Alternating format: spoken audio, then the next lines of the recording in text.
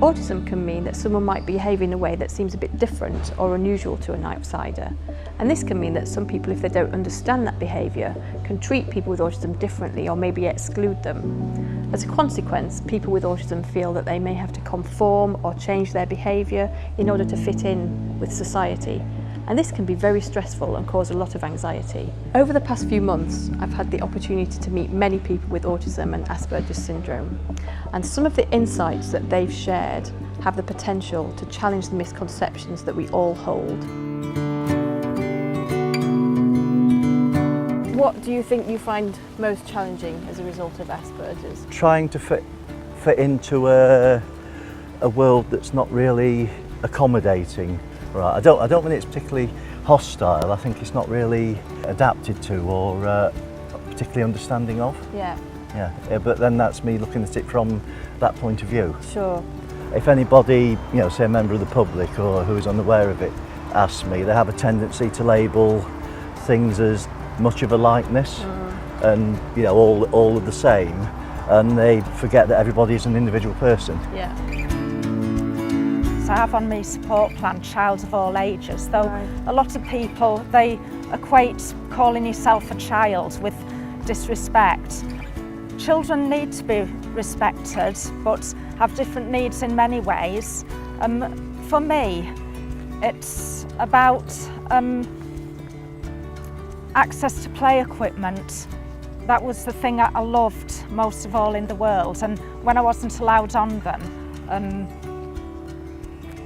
it was just like a living death, really. I'd rather not live anymore than be in a world where just the dull, grey adult world was available to me, because I just didn't identify with any of that and I wasn't equipped to deal with it. I love balancing. I love coming to the park. It's difficult to believe when I'm doing things like this, but I had a lot of severe balance problems. I still do in many ways. Walking through crowds, I can't sense which way to step. It's like everyone's closing in on me and I just have to stand frozen until they get out of the way or make a lot of detours round people. But in the park, I just feel really free and relaxed. You can shut your eyes. Careful. Go backwards. So what would you say are the biggest challenges of Asperger's for you? I think I'm quite sensitive to sound, so sometimes I concentrate so much on something, it kind of shuts out what I'm hearing. So someone could be talking to me and it just seems like I'm ignoring them. So that's why I kind of like working in the library, because usually it's quite quiet and usually dealing with one person at a time, so you can focus all your attention on them. Do people at work know you have Asperger's syndrome? Some people do, some people don't, so it's kind of more with line managers, that kind of thing. They know, and they just treat me normally because that's how I prefer to be treated, because it's not much different. I'm not that different. The only difference is sometimes I get a bit more stressed than other people. I tend to have a kind of panoramic sort of view and I look at all sorts of things at once, and it's very annoying when you look at something and it's kind of irrelevant. It was particularly sensory clutter, such as what I would call, but others might not, unnecessary signage, clocks that have stopped or clocks that don't tell the right time and things like that, and advertising hoardings and so on, particularly if they block out a good view and things like that. And basically it's things that I find unfunctional. A psychologist I saw to get my ADHD diagnosis described the autistic executive functioning brain as a bit like the old steam trains that take a lot of starting and a lot of stopping, and that fits quite well with me motivational problems now. And you need to have that self-insight, that self-understanding, or you can end up just blaming yourself for being lazy and not being able to explain yourself to other people. What kind of things were it that made you feel stressed and anxious? It's that idea that something's finishing with me. What am I going to do next? It's kind of also when I'm reading something or listening to audiobooks, sometimes I don't actually finish it because I'm enjoying it so much I don't want it to end, kind of thing. So sometimes I don't get to the end of something. So what do you think some of the challenges of being autistic are? I think most of the things, a lot of things that most people may take for granted, often it gets said to us, don't let anyone or anything stop you doing what you want to do. But sometimes, quite literally, nothing stops me doing what I want to do. See, if I like seesaws and there's literally nobody to share the other end with me,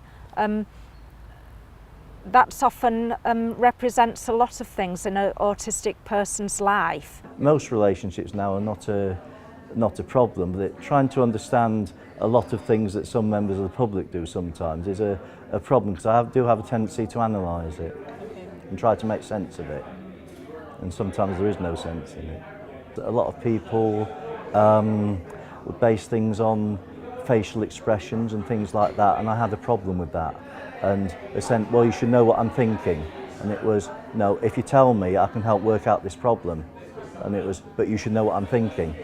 So I was at kind of stalemate.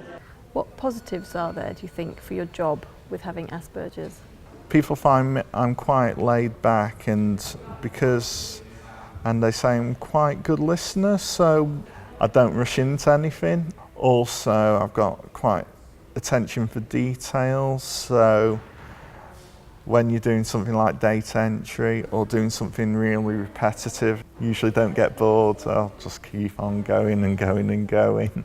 I realised that this is not such a bad thing. There are positives about it, although that is not often the way it's portrayed. Yeah. I think it allows me to look at things in a different way, perhaps a bit of extra intelligence, bit of added tolerance for people with different conditions and so on. The way I see it is like being almost a different species put in the wrong environment. Being diagnosed autistic was one of the most positive things in my life, because I dumped all mainstream society and started joining in disability, diversity friendly places. The way we treat each other, it's all about looking after each other, personal development, being kind to each other, helping each other.